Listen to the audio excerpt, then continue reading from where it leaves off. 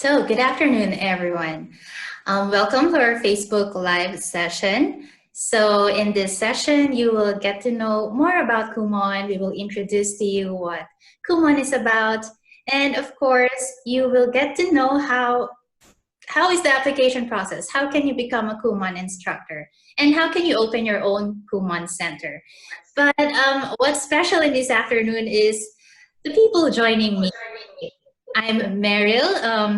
I'm a franchise support coordinator in Kumon, and this afternoon I'm with Miss Julia Ortel, our brand and marketing manager, and of course Miss Salma Ismaili, our Kumon instructor in Paris.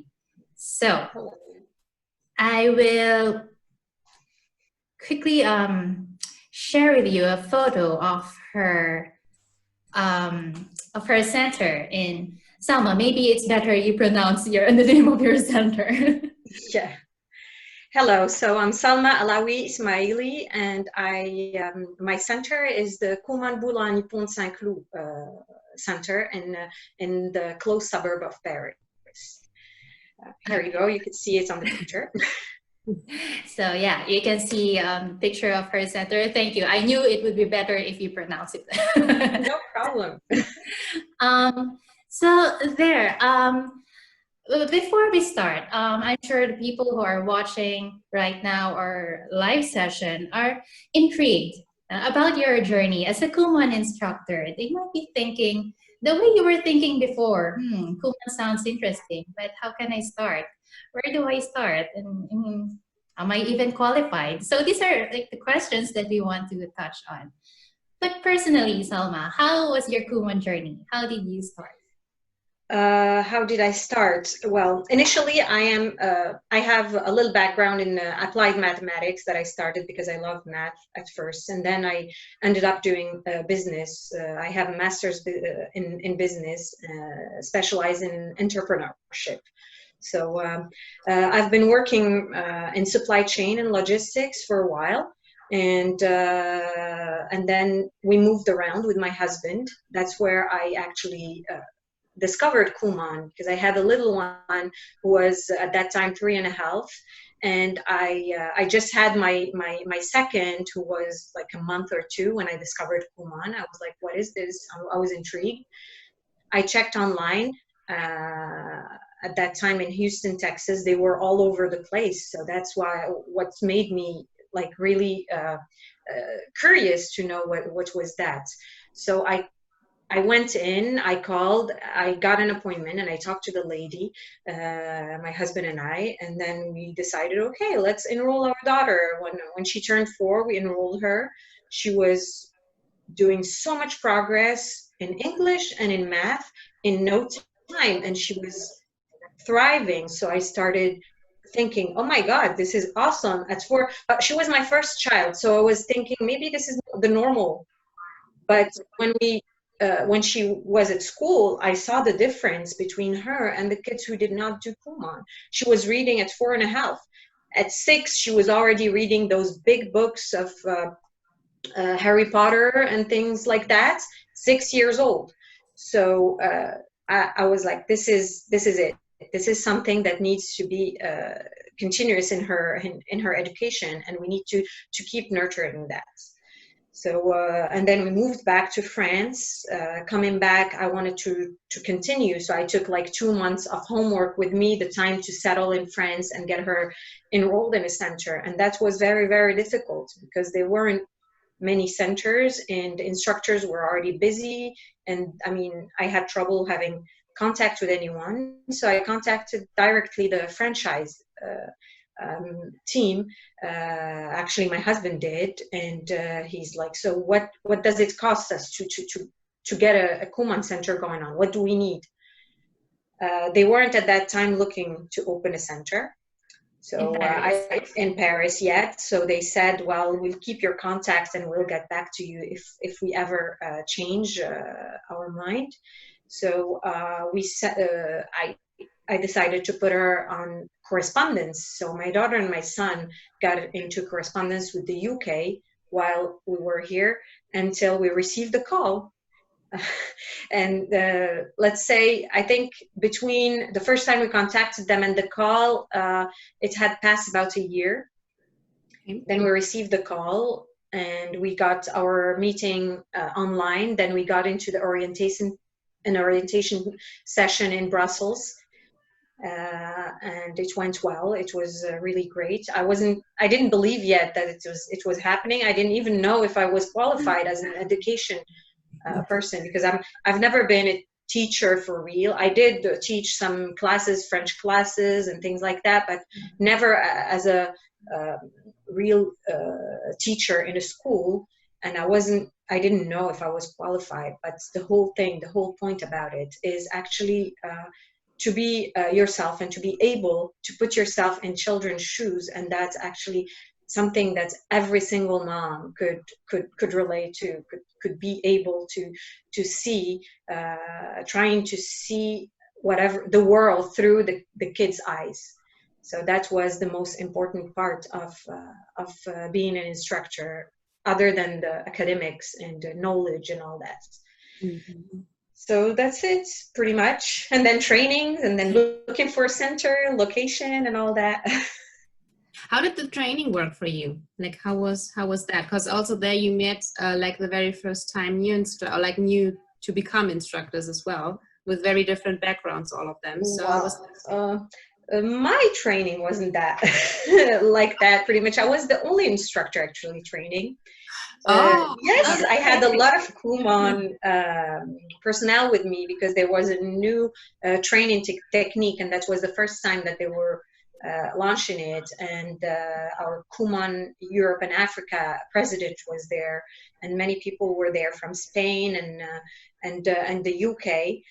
The team, the Kumon team, and I had only 2 assistants with me. I was the only instructor in the training, but it was really, really interesting. It was sometimes stressful, because I wasn't sure how am I going to be comfortable right away, and especially when the class starts and you take a step back and you see how actually the real instructor is doing. And I'm like, oh, when am I going to be able to see and to jump up from like simple addition into I don't know, equations, into I don't know, algebra.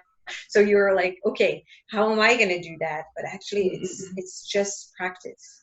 As we say, practice makes perfect. Sincerely, I do believe in that. I do believe that the more I am with kids, the more I am watching them, the easier it gets, and the more comfortable I get with them and with the work, with jumping up from a subject to another. Yeah, it's just with time. Practice. I was just curious when you told it you started as a Kumon parent with your own children being enrolled in a center when you were in the US. So exactly. Did that experience somewhat help you in carrying out your role as a Kumon instructor, or even in your training? Like, probably perspective, but how was it? The first thing that how did it help? It helped because I knew pretty much. I was a little bit familiar with some of the material, because I've seen my daughter grow. She was at that time, I think when I started the training, she was in level D or E.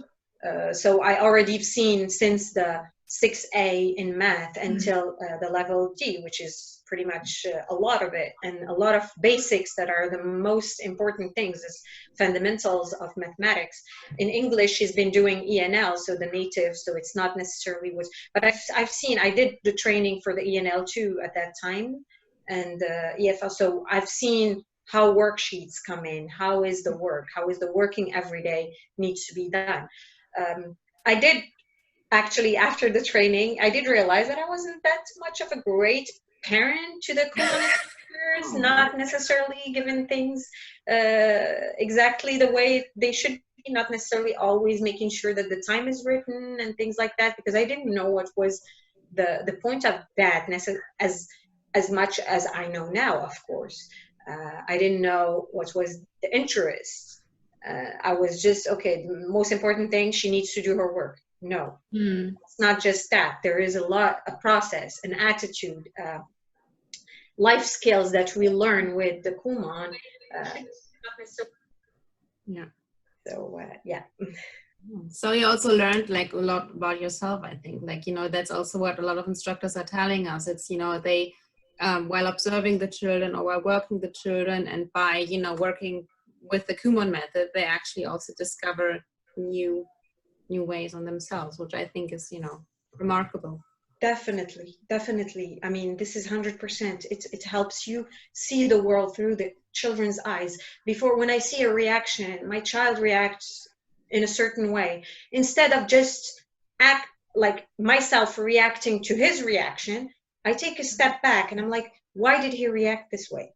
Where did this come from? Even psychologically speaking, sometimes if it has nothing to do with academics, it helps you actually take a step back and realize, okay, why do the children act this way? Why did he burst in tears? We're not just reacting to him bursting in tears. Mm-hmm. We're reacting to, okay, let's see what happened before that that's made him burst in tears. Okay, yeah. What did you do? What did someone else do? So that's something very, very important in education. It helps you understand children. It helps you accompany them. It helps them trust you. When you take that step back, they see it. They can see it, and they can look at you and they're like, oh, she cares. She really cares. It's not just a reaction to a misbehavior or reaction to a no or reaction to something that they've done. Yeah. Yeah. And I think that's also, you know, that's the key essence of Kumon, because you can, like, every reaction is also different for every child. And you can be so individual with it. Yeah. So definitely. Yeah. That's the individualized learning. That's the most important thing about this method. And that's what actually make me feel very proud of doing this rather than maybe teaching in a regular school, because you can help them individually in whatever they need individually, and not have a curriculum that we need to follow. Whether they follow or not, this is what we need to do this year, and we have a time frame that we need to respect. And if we don't respect it, well, it's not going to work out. No, they have their time. They can go as fast or as slow as they actually want. Yeah. We actually have a comment from the audience. We have Naha asking. So, Salma, I will direct this immediately to you. And she's asking how long it will take to see a return of investment, and how much it actually costs to open up a center, which I think is, you know, like one of the very first like questions that someone is having in mind when you open up a first business. And you're based in France. You're based in Paris, beautiful Paris. So, you know, you can maybe also talk a little bit about the market there. What I could say, well, having a straight answer to this is not realistic, because it depends on where you're going to open, how much costs your location that you're finding. There are so many, the fixed things that can be discussed at the franchise fees. Those are fixed. The royalties are fixed. All that's fixed, that you can actually plan. But for the rest, it depends on what do you want to do. Do you want to open a company, or do you want to do it as an auto-entrepreneur? Which I did an SARL, I did a société, because at that point when I opened, being an auto-entrepreneur, I needed to have a revenue that was pretty low, which was not realistic with the VAT and all that. It's not going to happen. It wasn't. It would have happened the first few months, but then it won't work for me, knowing that I had other fees to pay. So that's why I chose to open a company. And with the company, it's easier. You're free to go as high as you want in revenue, or as low, and you don't need to have restrictions. So that was my choice. So opening a company comes in with costs. And then the location comes with costs, depending on insurance, furniture that you buy, all that. So all that's taken into consideration. If you do a good business plan, taking all these things into consideration, depending on the area that you're opening in and the interest of people in there, you might get back a return of investment fast. The thing is, from my side, my first year, after 2 or 3 months, I started covering all my fees, covering, like barely covering, like trying my best to cover all my fees. And then it took a little while before getting to the point where I feel like I got my money back, because I still need to invest in keeping the things going and everything. But I'm pretty happy with it. It's been less than 3 years that I opened, soon to be in like 2 months. 2 months, it's going to be 3 years. Yeah.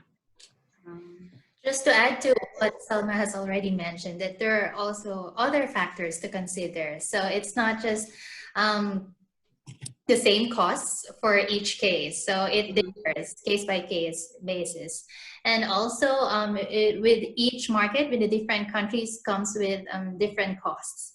So I suggest that if you are interested, or if you would like to know more, please like what Nahar did, post your comments below and we'll get back to you. We'll try to answer your questions. And again, for those who have just joined us, I'm Meryl. I am part of the franchise support team at Kumon, and with me is Miss Julia Ortel, our brand and marketing manager, and Miss Salma Ismaili, Kumon instructor in Paris. So, going back to your experience as a Kumon instructor, are there any wow moments or some unforgettable moments that really marked or etched your a lot. Oh my God. Yeah, that's, there are many wow moments when, I have one in mind specifically. I had a young man, he was about 11 or 12 when he joined. He had a math teacher who actually was so strict and negative in his way of talking to children that this child was actually starting to hate math. And I was like, this is not possible. And I was just starting, so it was, okay, this is not possible. I gave him the diagnostic test. I talked to his mom on the phone first, and she was like, this is not, I mean, I can't let him hate math because I know he's great at math. So I talked to her, she came in, we did the diagnostic test. The child was brilliant. He was really good. I mean, at his level. So, and I made a deal with him. We started him at 2A level in math. 2A means, for those who don't know, it's simple additions, like +1, +2, +3. And I told him, I know you know how to do this. I want you to go as fast as you can and as many sets as you can. He took the challenge. He was doing 2-3 minutes, a set of 10 worksheets. 10 worksheets, 2 or 3 minutes. He did the test of 2A in, I think, 3 minutes, the test of A in like 4 minutes, and going up. Now, he was with me yesterday in class, and he was working on J level, pretty much the end, J181, just to remind people who don't know what is J, but we were working on quadratic equations. And sometimes I just take a step back because he goes so fast that he's faster than me thinking. He's faster than me. So this is it. I'm like, okay, wait, give me a second. I look and oh yeah, that's right. He is super fast. He was doing, when he was at the fractions level, he was doing fractions so fast in his head. There's denominator, no denominator. I mean, everything in his head, and puts the final answer. Everything in his brain, the speed that goes there, I can't even imagine it. I'm always like, every time I look at him working, I'm like, I love this because I was part of it. He's my real goal is for them to be better than me. And when they get to that point, I'm like, okay, I got there. We got there. And he's just awesome. I don't know if he's watching. Alexandre, you're great. He is a real student. Yeah, I every day, every time I see him work, I'm just amazed with his abilities, with his will to go further. He's of course advanced now. He's not even in high school. He's starting high school next year. He's doing quadratic equations and stuff like that. He's gonna do his test pretty soon to pass his J level. So Nice. Oh, well done. yeah. I think this is also a good way, like to promote your center without really doing marketing activities, like the students that you produce, or like when other people see how your students are able to advance, it's like the word of mouth, like he is enrolled in this Kumon center, and so like people will really start going to your center, and because you have like good results. That's the very important thing. Marketing, at first I thought marketing, I needed a huge budget for marketing and all that, but after starting I've seen that it is so important to explain exactly what Kumon is about, that the parents know exactly what they're getting into. It's not like an after school program where you just go and then do homework or look at the school work and explain if there is something that is not wrong or not understood. No, it's different. It's a method. It's something that is complementary to school, but it's a method in itself that the parents need to understand, children need to understand, and just giving up flyers will not do it any favors. So since then, I haven't been giving up a lot of flyers. I do give flyers to people who stop by. I talk to them, and then I give them flyers. So they have already learned a little bit about it, and then they take the time to think about it and then call me back. Those I give flyers to. I've been relying to word of mouth since the beginning, and it has been working because I have a lot of friends, cousins, people who go to the same school or things like that, parents who talk, and that's how it's been working for me, and I do believe in that. And also the most important thing is to explain very well to parents what to expect, what is it that we are doing, because we need a team, and this team has three main factors: the instructor, the parent, and the students. If one of them is not on board, it's going to be difficult to maintain. So that's very much what we need to do. How did you experience, maybe we can also briefly talk about that a little bit, because everything that you're saying is very much related to the personal contact, the children coming into the center, you observe them, you see them, you talk to the parents in person. Obviously the past weeks and months has been different for all of us.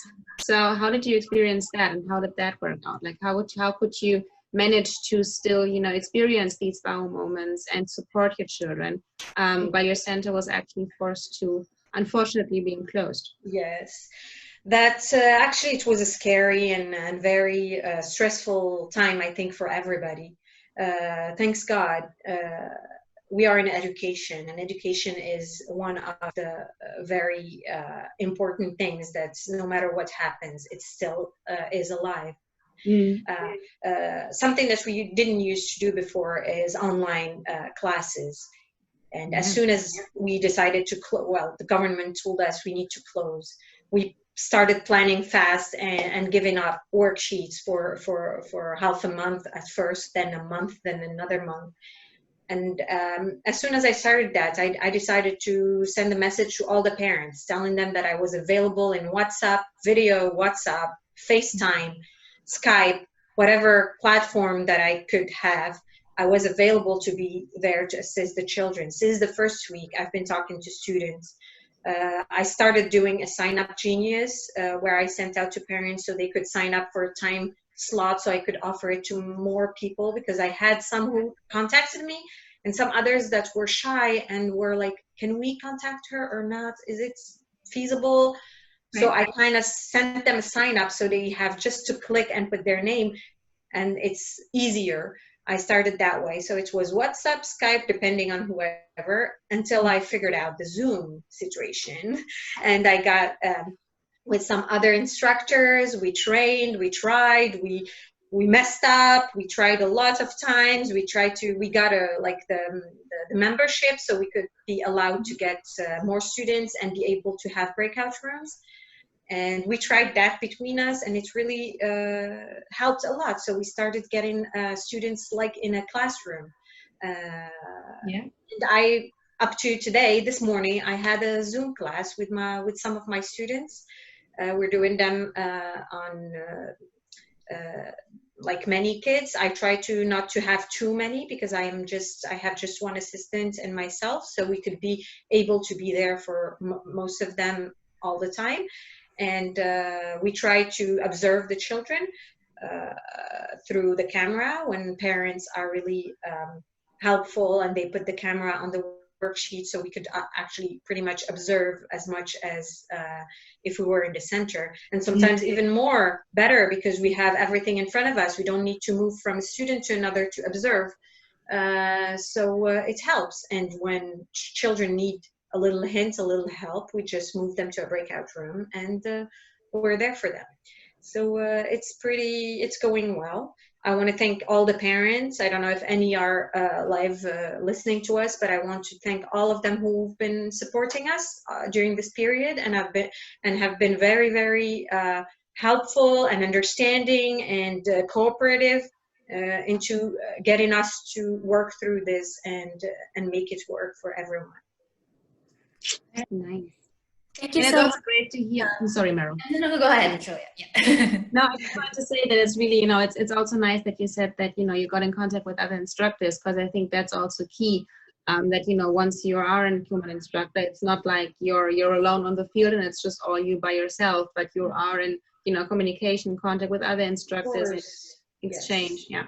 We met at, I don't know, different trainings and meetings and conferences, and we shared information. And actually, every time I have a question, the first thing I do, I ask my colleagues, and they're all helpful. I have friends from Greece, Switzerland, Germany, all over Poland, all over. So it's really nice. It's really nice to talk to someone who actually is going through the same things that you're going through, maybe in another country. But yeah, we are there for each other all the time, which is really, really great. Cool. Oh, All right. you. I'm afraid we don't have much time left, so just to wrap it up, maybe last question for Julia. For sure, there are other people who are viewing this live session who are interested to become Kumon instructors. So, as an instructor, as a franchisee, what kind of support can they get from Kumon? I mean, not just in marketing, but from the start of their journey until they open their center. Yeah, right. So you basically what we are providing. I mean, Salma got the special treatment, being having a training, as being the only instructor with her assistant. How we normally do it, and also how it's happening this autumn again, is that we're inviting to several trainings. You will meet the marketing management, the marketing team on several occasions via calls like this, for example. So obviously not streamed on Facebook, but as an form of a workshop. So we meet up online and explain or introduce our support, introduce all the marketing materials that we are providing for you, because that you are signing up for a franchise system. So of course you're not alone. And like everything that goes into branding, everything for if it's not flyers, but maybe a Facebook posting that you want to have on your future Facebook page, like all of that will be created and provided by us. So we are meeting up with the new instructors several times before actually opening up the center. As I said, I mentioned the trainings. So we have 2 training cycles where you will meet up with the with our trainers. It's every time it's for 1 week. So it's either this time it is in Athens. It also happens to be in Düsseldorf or in Frankfurt. And you basically experience a day in the center as well. So it's not only all theory, because as Salma already said, it's all about actually doing it and experiencing the children, observing the children in real time. Like that's where you really actually learn. So that includes, that is highly like a big part of the training as well. And yeah, you always have our field managers, our lovely Thomas Ashman, or Thomas Neumann, or Elias, in Greece next to your site, who are always, you know, there for your support, who are going around visiting the town that you want to open up a center, reviewing the location, helping you out with the business plan, helping you with finances. So every question you basically have there at your site. And yeah, then it all comes together. And sometimes it's like some centers are really quick. So, you know, some instructors immediately have an idea where to open up a location. The field managers have visited it, approved, and opened up within maybe 2 or 3 months after successfully completing the training. And for some, you know, the circle maybe takes a bit longer, so maybe up to half a year. But yeah, we're always there for supporting and contacting us. And, yeah. So thank you so much, Julia, and thank you, Salma, both for your time. And for everyone else who is watching our live session, thank you so much. If you have any further questions, please feel free to write your questions or comments in the comment section, or you can directly message us. Of course, you can also visit our website and you can find more information there and fill up the contact form there if you feel more comfortable doing so in our website. So thank you again, and I wish you all a nice afternoon, a nice and sunny afternoon. Okay. Thank Thank you. you, Salma. Thank you. Bye-bye.